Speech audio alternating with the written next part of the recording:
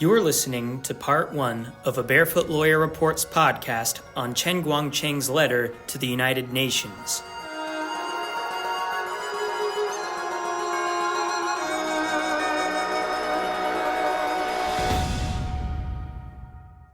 Hello, everyone. Welcome to another episode of the Barefoot Lawyer Reports podcast. My name is Will Deathridge. I'm the producer of the show, and joining me as always is Chen Guangcheng. Thank you very much for coming on the show, sir. Hi. Hello, everyone. I'm glad to see you again. Great. So half a year ago, you signed a letter with the Chinese human rights activist Bob Fu, the founder of China Aid, titled The 2022 New Year's Declaration on China's Human Rights Crisis. The letter can be found at cua.edu/chr. We will have links in the description. If we could start off by explaining, what does this letter say, and why did you guys write it? Yeah, I think that is very important to let the U.S. people to understand the current party and to understand the human rights situation in mainland China. In that letter, we mentioned the different things, I think. We should know the current party becomes strong and strong. They try to use the resources to control the whole country in mainland China and try to infiltrating the Western country, especially the US. And we should remind the people to take care about this. And we give them an example. For example, Gao Zhisheng, yes. The lawyer Gao Zhisheng, we stand up to oppose the current party. Then the current party put me in black jail, prison, like that. Then the current party put him in jail too. And in the 5 years, the current party put him in black jail and torture him. Very serious. Right. So we have the link too in our website, before I send it to you. Yeah, that is very, very important. We should let people to understand how the current party used the torture to punish who stand up to try to make the China better. Right. And later, after the 3 years in prison, the current party put him in house arrest in Shanxi province. After more than 2 years, 2017, August 13, the current party kidnapped him. Almost 5 years until now, no one knows where he is. Right. And no one knows he's still alive or not. So we write a letter to remind people don't forget like this prosecution. Right. And another thing is, her name is Zhang Zhan. Zhang Zhan is a journalist. And when the current party took over the Wuhan city, because the coronavirus happened from there, right?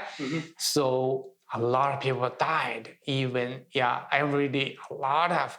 So even the people walk on the street and fall down and died. But the current party tried to hide the information. They don't want to let the whole world know what's happening. They're dying of coronavirus, in the city. So, Zhang Zhan lives in Shanghai. Shanghai is a big city. She can't just stay here, stay Shanghai, and just stay the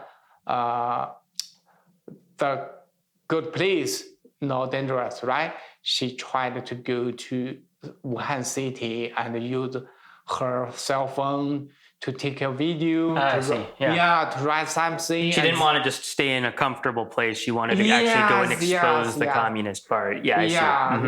If everyone just stay in comfortable place, how our society will become better and better, right?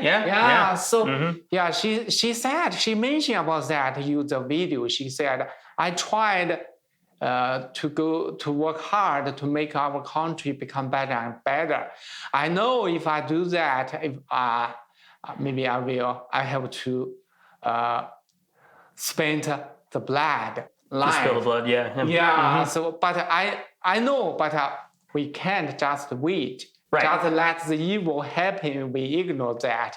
Right. So she come there and take a video and let people know what's happening in Wuhan city, how they live when the city closed, and write something, and some journalists interview her, and then the Communist Party in Beijing sent the police from Beijing and asked Shanghai police go to Wuhan and arrest her, Right. and took her back to Shanghai and put her in jail, and sentenced 4 years in prison.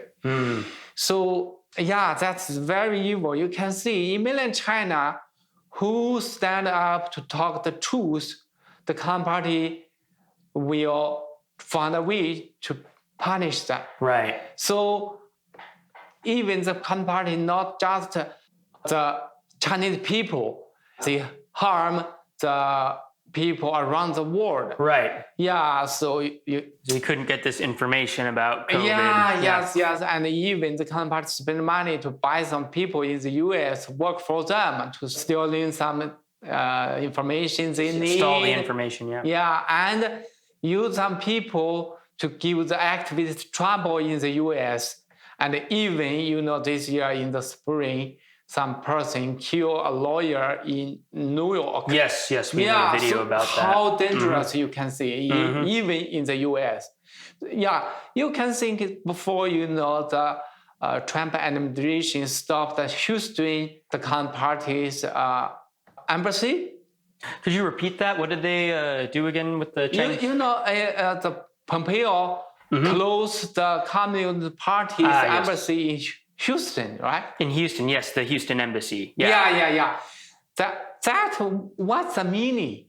That is show the administration of the U.S. They know the information. The Communist Party used the embassy and used some people to do the wrong thing in the U.S. Against the U.S. law. Yeah, there were reports Congress. that, Yeah. I believe now that's still happening, but only the difference is this administration don't want to let the U.S. people know what's happening about the Communist Party. Right. Yeah. For reference, it says that the Chinese embassy was closed, or the consulate in Houston was closed because it was alleged that it was filled with many spies and malicious actors who were coming into the country and spreading things like misinformation and just harmful things around the country. So the letter, it mentions the 709 crackdown, which I don't think we've talked about yet. And I know, the 709 crackdown is that happened 2015.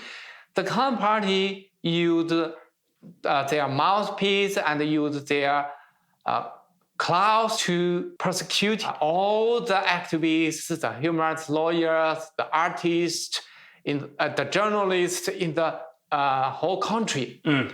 Yeah, just, the Communist Party put several hundred human rights lawyers, activists in jail at that time. Right. And if we include the black jail and the pressure, more than several thousand people.